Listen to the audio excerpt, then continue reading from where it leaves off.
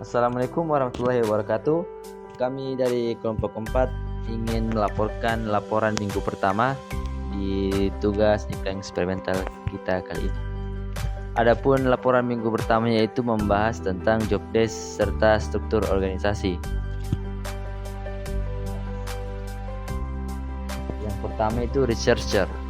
Adapun yang bertugas sebagai researcher yaitu Nurilmi dan Alirdin, yang dimana tugas researcher ini yaitu melakukan riset, pemantauan evaluasi, dan pelaporan penelitian. Yang kedua, mensurvei apakah sebuah rancangan yang diusulkan divisi lain tersampaikan dan disukai sasaran atau tidak. Dan job desk yang kedua, kreatif departemen. Adapun anggotanya itu Nurul Khalifah dan Rian Mizat Aritama, yang dimana bertugas mencari dan membuat ide serta konsep iklan. Kedua, bertugas untuk menyusun dan mengembangkan iklan. Dan ketiga, mengemas pesan iklan semenarik mungkin melalui elemen visual seperti gambar, tipografi huruf, atau video. Dan job desk yang ketiga yaitu copywriter, yang dimana anggotanya itu Asmania Rahmatul Asri, yang dimana tugasnya yaitu mengelola tulisan melalui konten dengan tujuan mengajak target audiens.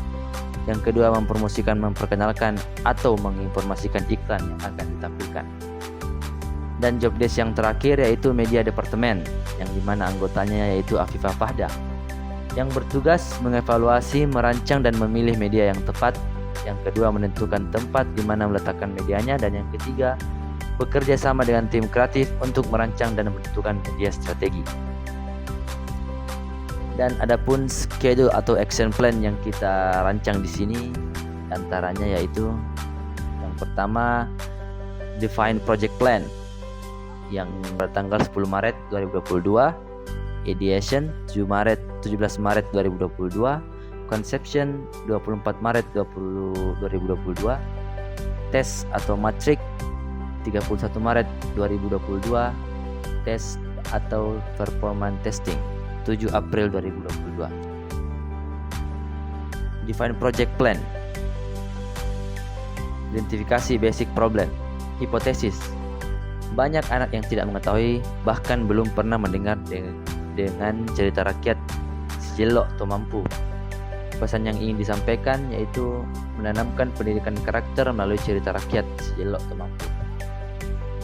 Adapun hasil penelitian dan observasi kami, yang dimana kami mengambil 30 anak, yaitu yang pertama penelitian kami jenis kelamin 70% pada jenis kelamin laki-laki dan 30% pada jenis kelamin perempuan. Yaitu data yang kedua, suku 73% suku Makassar dan 27% suku Bugis. Dan yang ketiga yaitu data dari pendidikan, 77% dari kalangan SMP, 16% dari kalangan SMA, dan 7% dari SD. Yang berikutnya, pengetahuan mengenai cerita rakyat yang ada di Sulsel, yang dimana di sini 100% tidak tahu. Dan yang kedua, pengetahuan Si Jelok Toh Mampu, yang dimana di sini juga 100% tidak tahu. Dan yang ketiga, adapun media yang kita gunakan sebagai media yang lebih disukai anak-anak dari cerita Si Jelok Toh Mampu. Dari data tersebut, 50% lebih memilih video, 37% game, dan 13% buku. Berikut adalah data dari hasil observasi kami.